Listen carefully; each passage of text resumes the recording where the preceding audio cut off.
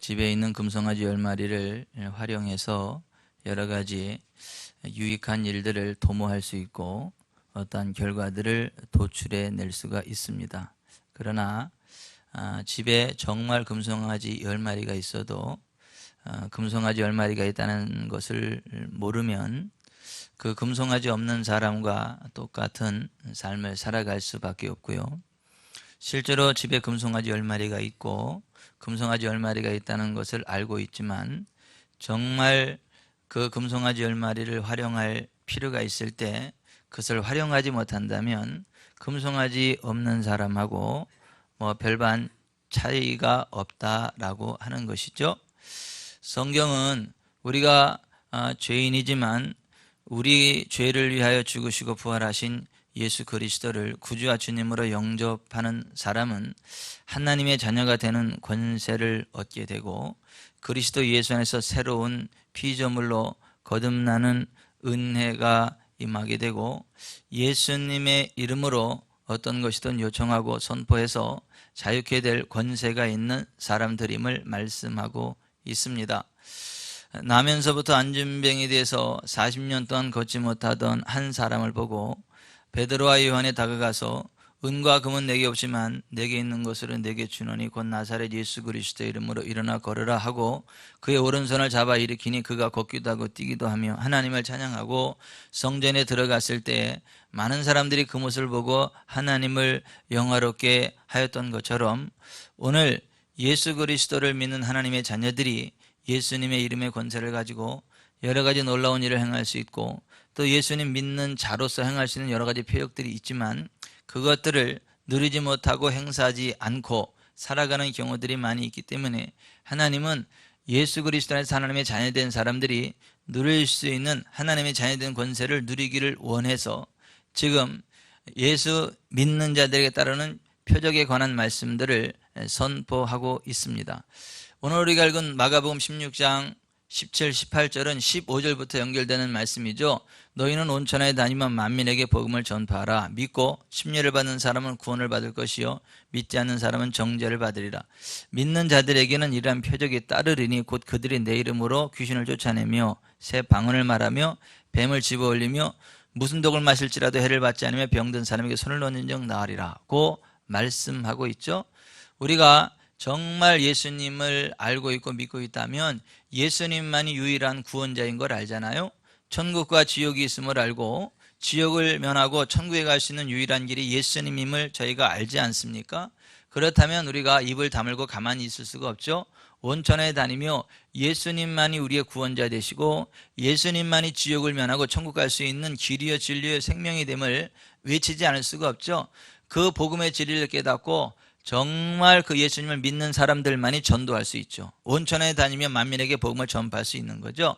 그 믿음으로 살아가는 사람들에게는 반드시 표적이 따르는 건데 그 첫 번째 표적이 예수님의 이름으로 귀신을 쫓아내는 것이고 두 번째가 영의 언어인 새 방언을 말하는 것이고 세 번째가 뱀을 집어 올리는 것이다 라고 했습니다.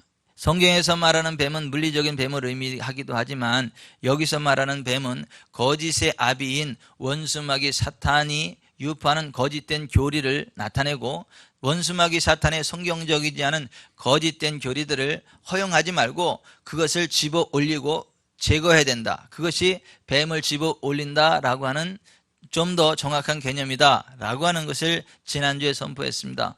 오늘 예수님 믿는 자들에게 따르는 네 번째 표적에 관한 말씀인데요. 무슨 독을 마실지라도 해를 받지 아니하며 라고 말씀했습니다. 따라서 하십시다. 예수님 믿는 자들은 무슨 독을 마실지라도 해를 받지 아니하며 오늘 본문에 그렇게 되어 있음을 봅니다.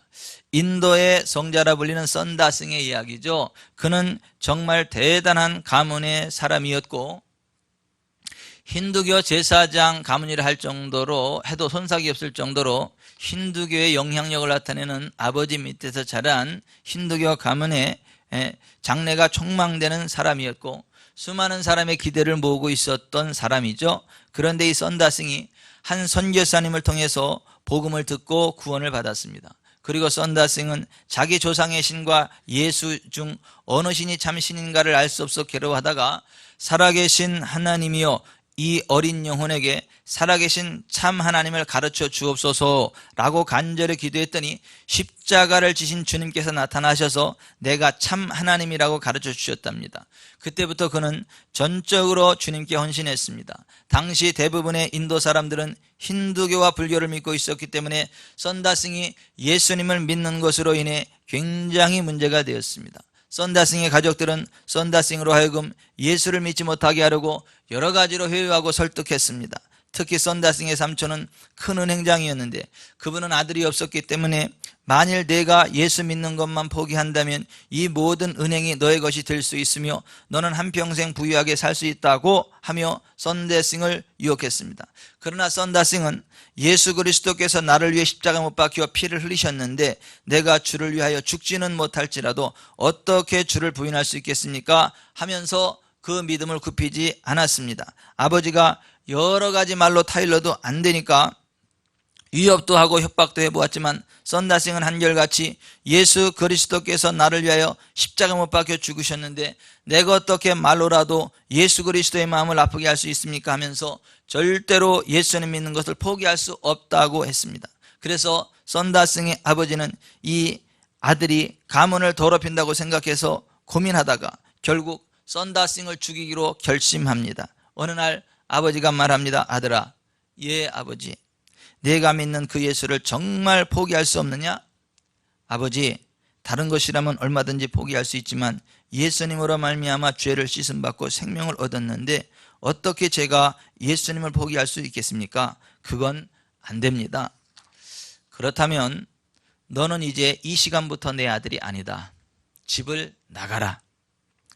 아버지로부터 이상과 같은 명령을 받은 선다싱은 할 수 없이 아버지에게서 쫓겨나가는데 아버지가 떠나가는 선다싱을 불렀습니다. 너 잠깐 이리 오너라. 그리고 선다싱에게 도시락을 주었습니다. 이 아비의 마지막 선물이다. 가다가 먹어라. 아버지는 선다싱을 죽이려고 도시락 안에 독약을 넣었는데 선다싱은 그것도 모르고 작별 인사를 한 뒤 그 도시락을 들고 집을 나와서 자기에게 복음을 전해준 선교사님 집을 찾아갔습니다. 선교사님, 우리 아버지를 위해 기도해 주시기 바랍니다. 저는 오늘 아버지에게서 쫓겨났습니다. 아버지가 나를 쫓아내어서 집을 나오긴 했지만 이제 누가 우리 집에 복음을 전하겠습니까? 우리 아버지를 위하여 기도해 주시기 바랍니다 하면서 그 선교사님 집에서 교제하며 시간을 보냈습니다. 점심때가 되었습니다. 선교사님이 점심 식탁을 차려놓고 선다싱에게 밥을 먹자고 했습니다. 선다싱은 아닙니다 선교사님, 저는 아버지가 제게 마지막으로 주신 도시락을 먹고 싶습니다. 아버지가 주신 도시락을 펴놓고 같이 식사를 했습니다. 식사가 끝날 때쯤 되자 갑자기 선다싱이 토하고 열이 나며 벌벌 떨면서 거품을 흘렸습니다. 선다싱이 토한 음식을 개가 먹었는데 그 개가 즉시 즉사했습니다. 성령 충만한 하나님의 사람에게는 어떠한 독도 머무르지 못하고 빠져나가는 걸 믿습니다. 그 순간 당황한 것은 선교사님이었습니다. 인도의 유명한 가문의 사람이 자기 집에 가서 약을 먹고 죽었다고 하면 그것은 보통 문제가 아니었기 때문에 선교사님은 급히 병원으로 뛰어가서 의사를 데리고 왔습니다. 의사를 데리고 문을 열고 들어선 선교사님은 깜짝 놀랐습니다. 선다싱이 태연히 앉아서 선교사님, 하나님께서 제게 맡기신 일을 마치기 전에는 저는 죽고 싶어도 죽을 수가 없습니다. 제 생명은 하나님의 생명싸개 속에 숨겨져 있습니다 하는 것이었습니다. 자기 생명을 돌보지 않고 하나님을 사랑했던 선다싱의 생명을 살아계신 하나님의 손길이 지켜주셨습니다. 나중에 선다싱은 인도의 복음 실천자로 성자로 불려졌습니다. 주님께서 선다싱이 비록 독을 마셨지만 그 독이 그를 해치지 못하도록 지켜주신 것입니다. 그렇다고 해서 예수 이름으로 하고 독을 일부러 마시면 큰일 납니다. 하나님을 시험하면 안 되고 우리가 잘못해서 실수로서 독약을 마시면 하나님께서 예수 이름으로 우리가 대적할 때 독을 물리쳐 주시고 고쳐주시는 것입니다. 그런가 하면 마치 이스라엘의 레위 지파처럼 이슬람교 내에서 제사장 가문 출신으로 무슬림의 지도자 반열에서 사역하던 여성 파티마가 극적으로 회심하여 사도 바울처럼 사역하게 되는 간증이 있습니다. 그녀의 아버지는 인도 출신으로서 증조 할아버지, 아버지 그리고 남동생까지 전부 이슬람 사원의 종교 지도자 모스크의 이맘이었습니다. 그녀는 신실한 무슬림으로 아이들과 여자들에게 이슬람의 성경인 코란을 공부하는 방법과 종교적인 내용들을 가르치는 사역을 하였고, 마지로서 32살까지 동생들을 뒷바라지했습니다. 마지로서의 모든 책임을 다 마치고 이제 자유의 몸이 된 파티마의 마음속에 와우, 드디어 나는 자유다, 이제부터 세계를 정복하러 갈 거야 라는 기대감으로 벅차오르고 있었습니다. 그동안은 가족들에 대한 책임감으로 결박되어 있었기 때문이었습니다. 바로 그 책임감에서 해방되자 어디든 갈 준비가 되었고, 원하는 것은 무엇이든지 하고 싶었습니다. 그러다가 여행사로 찾아가서 여행할 수 있는 길을 찾아봐야겠다고 생각했습니다. 그러나 한순간 그 모든 계획이 좌초되고 말았습니다. 그녀에게 골다공증과 류마티스 관절염과 백혈병이라는 세 가지의 불치병이 한 번에 찾아왔기 때문이었습니다. 파티마는 골다공증과 류마티스 관절염과 백혈병이라는 이 세 가지의 불치병에 걸려 죽을 날만을 기다려야 했습니다. 그런데 그 순간 평소에 그를 짜증나게 만들었던 학교 동료 교수였던 신실한 크리스천 친구가 생각났습니다. 그 크리스천 친구 교수의 말과 태도는 항상 나의 하나님께서는 뭐든지 할 수 있어, 나의 하나님께 불가능이란 있을 수 없어 라는 것이었습니다.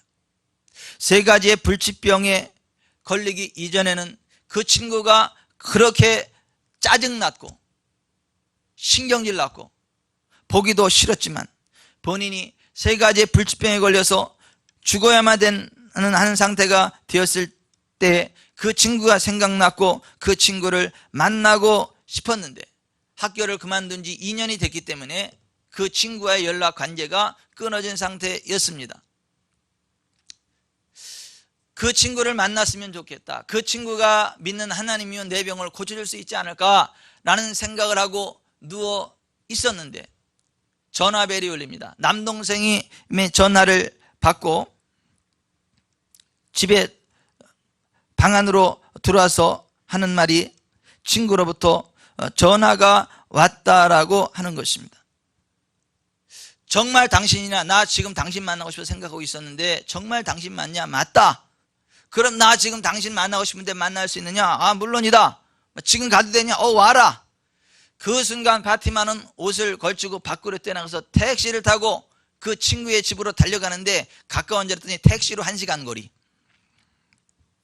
1시간 거리를 택시를 타고 단숨에 달려가서 자기의 사정을 이야기하면서 자기가 세 가지 불치병에 걸렸고 이제 죽을 날만을 기다리고 있으니 좀 내 얘기 좀 들어주고 나를 위해서 기도해달라고 이야기를 했는데, 그 친구는 대수롭지 않다는 식으로 태연하게 차 좋아했죠 하면서 차를 끓이고 있는 것입니다.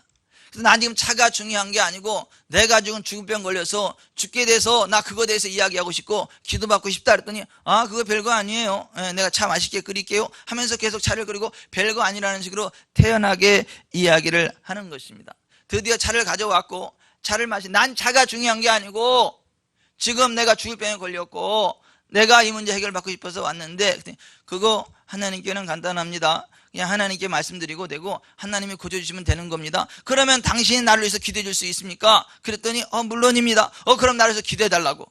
그래서 세게 기도해 줄 줄 알고 간절한 마음으로 딱 했는데, 평소 때처럼 손을 딱 모으고 무릎 꿇고 기도하는데, 하나님 아버지, 주님의 딸이 이제 막 집으로 돌아왔으니 주님이 누구인지 알 수 있도록 도와주시고 주님 안에서 온전히 거하게 도와주세요. 예수님의 이름으로 기도합니다. 아멘. 더 이상의 기도를 안 합니다. 너무 황당해서 벌써 끝났냐고 물으니까 그렇다고 이야기했습니다. 그때 파티마는 만일 누군가가 두통 정도의 문제를 가지고 있다면 방금과 같은 짧은 기도도 괜찮을 거라는 생각을 했지만, 파티마는 지금 죽어가고 있었던 상태였기에 더욱더 긴 기도를 원하고 있었습니다. 말하자면 그 친구가 훨씬 더 많은 말씀을 하나님께 드려야 한다고 생각했던 것입니다. 그럼에도 불구하고 그 친구는 예수님에 대한 이야기조차도 하지 않았고 하나님에 대한 이야기조차도 하지 않았고 그 짤막한 기도가 그냥 끝이었습니다. 아니나 다를까 아무런 일도 일어나지 않았습니다. 하늘로부터의 천둥도 없었고 번개도 없었습니다. 정말이지 아무것도 느껴지지 않았습니다. 그 와중에 그 친구는 이제 됐으니 얼른 차나 마시라고 했습니다. 차를 마시면서 회의감이 밀려왔고 몹시 실망했습니다. 환상이 끼어졌고 낙담했습니다. 전심을 다해 이곳까지 달려왔거늘 아무런 일도 일어나지 않았기 때문입니다. 그 친구는 자신이 무척 바쁘니까 나중에 보자고 하였습니다. 파티마는 정말 기가 막혔습니다. 자신에게 너무나 적은 시간밖에 할애하지 않았다고 느껴졌습니다. 마치 해고라도 당한 느낌이었습니다. 이번에는 택시는커녕 버스조차 타지 않고 집으로 터덜터덜거리며 그 먼 거리를 걸어갔다고 합니다. 하지만 그 이튿날 의사와의 진료 예약 시간이 되었기에 병원에 갔는데 하루 종일 정밀 검사들을 받고 또 받아야 했습니다. 그리고 저녁 때가 되어 6, 7명의 의사들이 그동안 진행했던 모든 검사 결과들을 제시하며 그녀가 완치되었음을 말해 주었습니다. 그러면서 그 의사들은 파티마가 혹시 다른 의사를 만났는지, 그리고 혹시 다른 의학적 처방을 받았는지를 확인했습니다. 파티마는 크리스천 친구의 그 짤막한 기도를 통하여 자신의 모든 질병들이 대번에 완치되었음을 정밀검사로 확인하게 된 것입니다. 파티마는 그 이후 10일간 하나님을 이리저리 테스트하면서 하나님의 살아계심을 경험하고 2주 동안 50시간에 걸쳐서 성경을 다 읽고 약 4주째가 되는 새벽에 부엌에서 사도행전 9장을 펴놓고 하나님, 이 사울이라는 사람 참 고약한 사람이다라고 이야기하면서 하나님 앞에 따지면서 이 사울을 만난 하나님이 나를 좀 만나주지 않겠느냐고 간절히 기도하고 있었습니다. 그때 부엌이 환해지면서 부활하신 예수님을 그가 만나게 됩니다. 결국 파티마는 회심하여 침례를 받고 크리스찬이 되었는데 그때부터 무슬림이었던 파티마의 가족들이 그녀를 명예살인이라는 미명하에 여러 차례 죽이려고 하였습니다. 어머니가 큰 부엌칼을 들고 파티마를 향해 돌진하며 너는 반드시 죽어야만 한다. 더 이상 살아서는 안 되기 때문이다. 나는 더 이상 너를 살려둘 수 없다고 하셨기에 실랑이를 하는 가운데 엄마도 칼에 베었고 파티마도 칼에 베었습니다. 어찌할 줄 몰랐던 파티마는 그저 비명만 지르고 있었는데 그 와중에 주님의 이름을 부르면 주님께서 오실 것이라는 그 친구의 말이 기억났습니다. 파티마는 즉시 Jesus need, now I need you.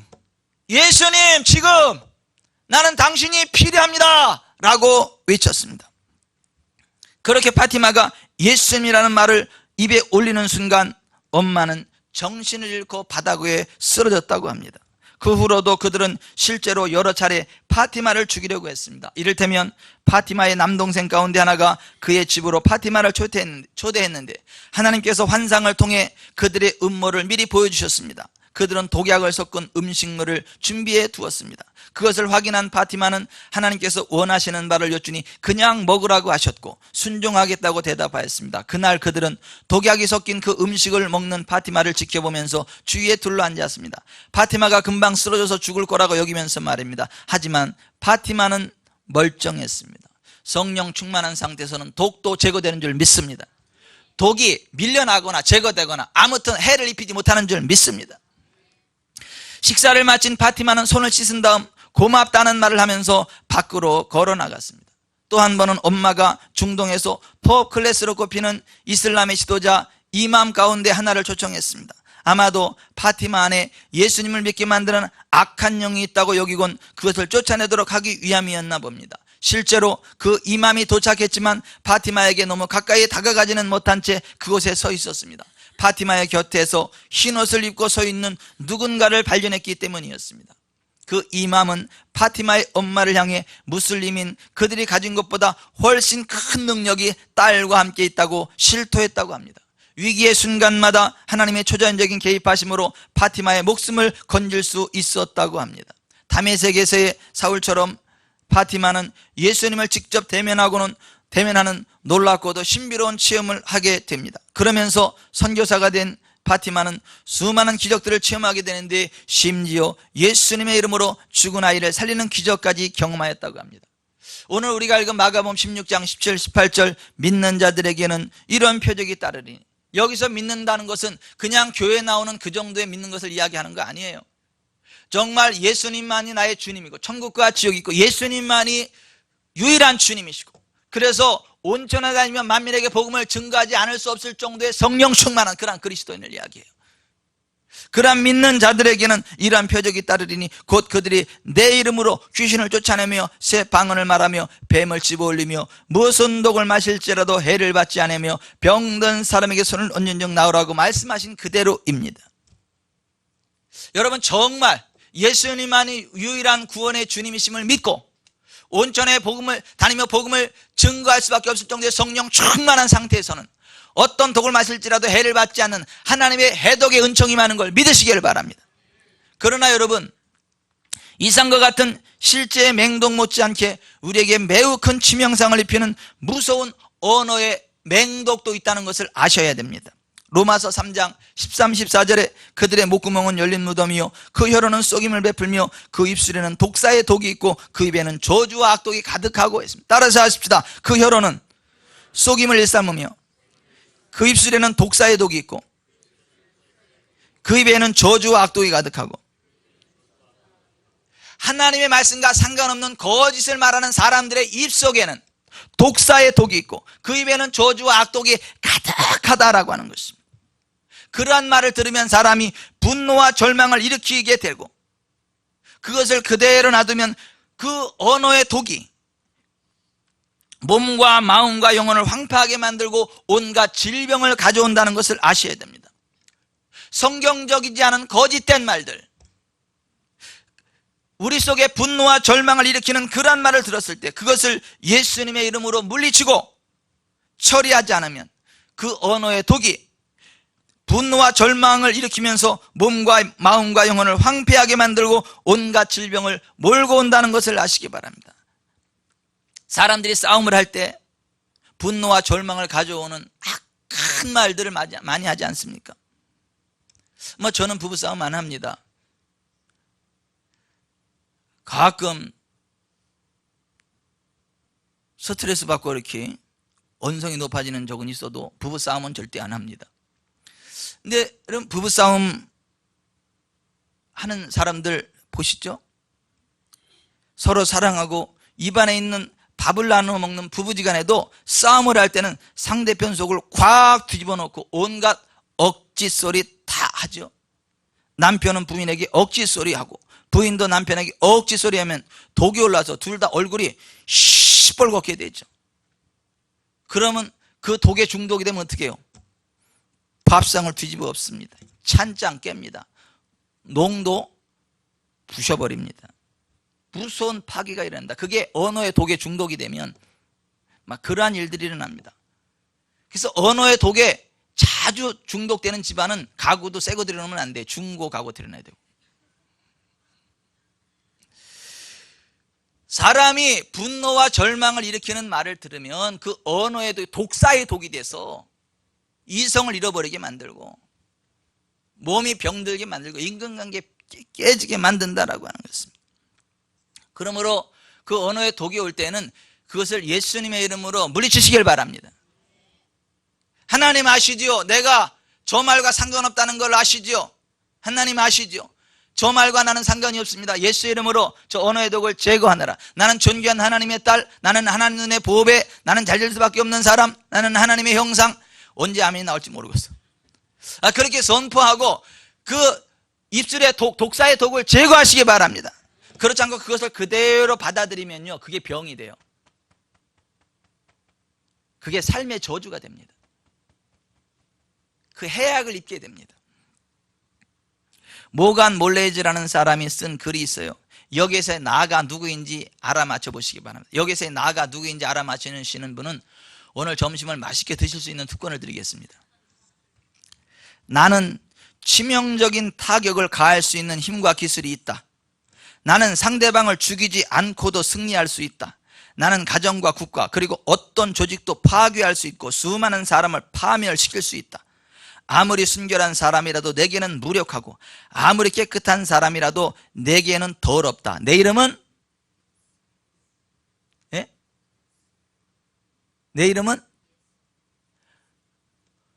아니 지금 여기 내 이름은 비난. 잘 들어보세요. 비난은 치명적인 타격을 가할 수 있는 힘과 기술이 있다. 비난은 상대방을 죽이지 않고도 승리할 수 있다. 비난은 가정과 국가 그리고 어떤 조직도 파괴할 수 있고 수많은 사람을 파멸시킬 수 있다. 아무리 순결한 사람이라도 비난 앞에서는 무력하고 아무리 깨끗한 사람이라도 비난 앞에서는 더럽다. 비난이 그렇게 무서워요. 물론 예수 그리스도는 안 좋은 것들을 파괴할 수 있는 권세가 있는 건 맞아요. 그런데 여기서는 좋은 것들을 파괴하는 것들은 비난이다라고. 비난은 치명적인 타격을 가져다 주는 겁니다. 상대방을 파멸시키고 좌절케 하고 절망시킬 수 있는 것입니다. 그러므로 사람의 입술에서 나오는 욕이나 비난이나 부정적인 공격은 어마어마한 독입니다. 양잿물보다 더 무서운 독입니다. 양잿물 먹으면 어떻게 되죠? 속이 부글부글 끓지요. 몸이 어찔어찔하죠. 막 토 나오죠. 토해내지 않으면 계속 먹으면 죽지요. 비난의 말을 들었을 때 동일한 역사가 나타나죠. 속이 부글부글 끓지요. 막 어찔어찔하죠. 그걸요 토해내지 않으면 그 비난의 독에 중독이 돼서요 몸이 망가집니다. 양잿물보다 더 독합니다. 그것이. 쥐를 잡는 쥐약보다 더 무서운 게 이 입술의 독사의 독이다라고 하는 거예요. 자기는 지나가는 말로 내뱉었지만 그 말로서 다른 사람을 죽이고 살릴 수 있다라고 하는 것입니다. 두 아들을 둔 한 어머니가 있었어요. 작은 아들은 너무도 자랑스러운 아들이에요. 좋은 직장을 얻어서 어머니에게 그렇게 효도하는 작은 아들이에요. 그런데 근심덩어리 큰 아들이 있어요. 큰 아들은 나이 50이 다 되도록 알코올 중독에 폐인이 돼서 맨날 술 먹고 사람들에게 손가락질 당하고 직장 생활도 못하고 동생과 어머니에게 얹혀 사는 아주 애물단지. 그 어머니가 이제 인생 졸업할 때가 다 돼서 너무 안타까워서 그 큰 아들을 데려다 놓고 앉혀놓고 이야기합니다. 아들아,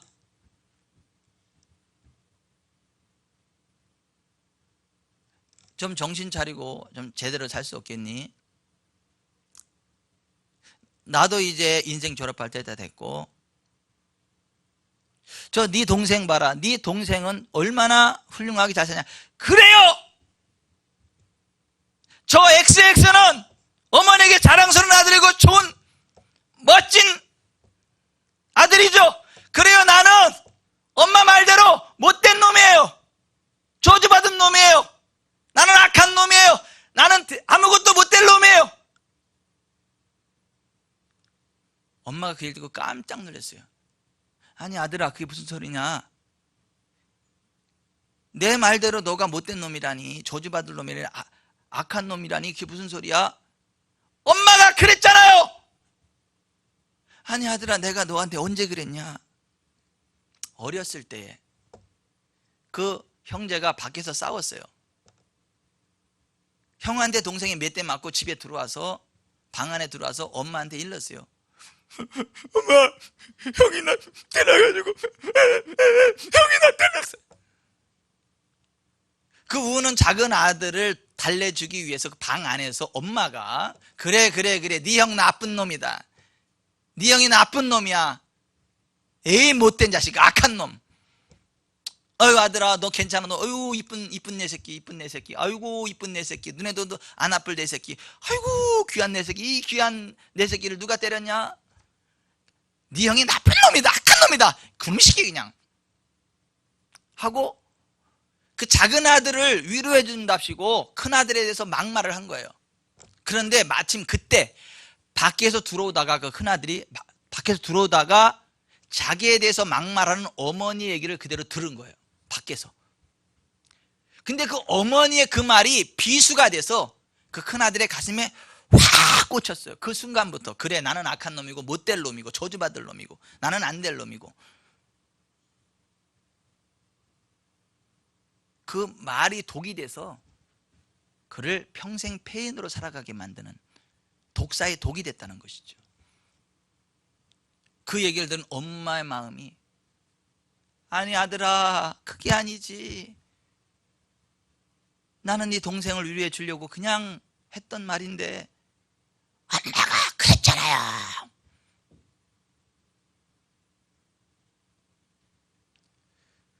그 입술에서 나는 독사의 독을 풀어내지 않으면요, 그 인생을 망쳐버리게 됩니다. 그걸 받아들이면요, 그 독에 쓰러져 죽게 됩니다. 성경은 이렇게 말씀합니다. 칼로 찌름같이 함부로 말하는 자가 있거니와 지혜로운 자의 혀는 양약과 같으니라. 온순한 혀는 생명나무이지만 패역한 혀는 마음을 상하게 하느니라. 죽고 사는 것이 혀의 힘에 달렸나니 혀를 쓰기 좋아하는 자는 혀의 열매를 먹으리라. 입과 혀를 지키는 자는 자기 영혼을 환난에서 보전하느니라. 여러분, 우리가 가까운 사람끼리 서로 장점을 말해주고 칭찬해주고 사랑해주는 말을 사용하는 것은 생명을 나누는 것이지만, 불평하고 원망하고 비평하고 비난하면 사약을 주는 것이 된다는 것 알아야 됩니다. 더군다나 부부간에는 더 그렇습니다. 남편을 격려하고 위로하고 힘을 주면 굉장한 보약이 됩니다. 그러나 비난하고 공격하고 욕을 하면 사약을 받으렸다 하고 어명 내리는 거하고 똑같아요. 비난하고 공격하고 욕을 하는 것은 사약을 내리는 거하고 똑같다는 것이. 부인에게 상냥하고 다정하게 이야기하고 격려해주면 보약을 주는 것이지만, 비난하고 공격하고 욕하면 사약을 주고 독약을 주는 것과 같은 겁니다. 그래서 여자들이 비난을 받으면요, 스트레스 살이 쪄가지고 이렇게 몸이 이렇게 불어요. 격려를 받고 사랑을 받으면요, 이게 독이 빠져나가서요, 점점 더 이뻐져요. 점점 더 건강해지고.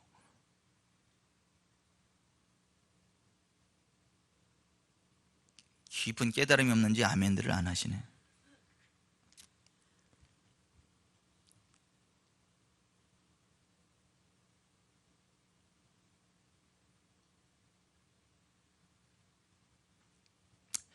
사람들로부터 듣게 되는 독사의 독과 같은 악한 말들이 우리 속에 들려올 때 이렇게 하셔야 됩니다.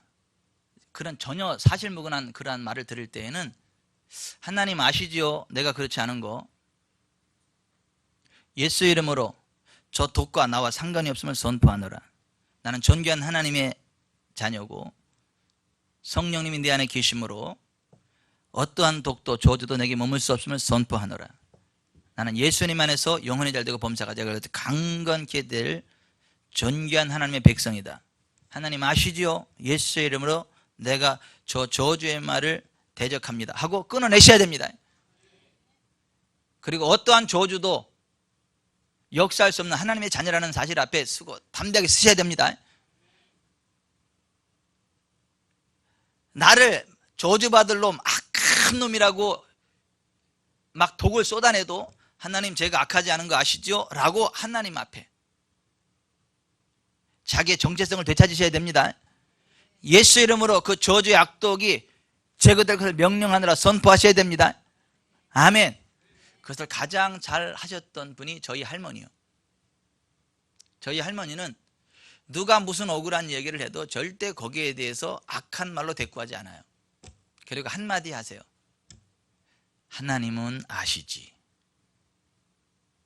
병천아, 하나님은 아신다. 그걸로 끝이요. 저희 할머니 건강하게 살아가셨어요. 왜 아멘을 안 하세요? 아니, 누가 무슨 말 해도 절대 악한 말로 대적하지 않고 그냥 하나님은 아시지. 병천아, 하나님은 아신다. 그렇게 말씀하고 건강하게 사셨다니까요. 무슨 독을 마실지라도 해를 받지 않아요.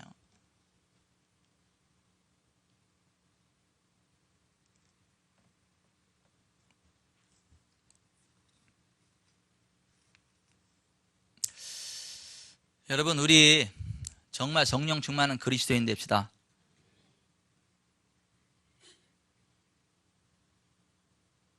정말 하나님을 사랑하는 하나님의 자녀들 됩시다. 어떤 독이 올지라도 그걸 토해내거나 녹여버리는 성령의 사람들 됩시다. 그렇다고 예수 이름으로 기도하고 독을 마시라는 얘기 아닙니다. 죽습니다. 그건 하나님을 시험하는 겁니다. 또 하나, 우리의 입을 통하여 독이 나가지 않도록 합시다. 생명이 나가도록 합시다.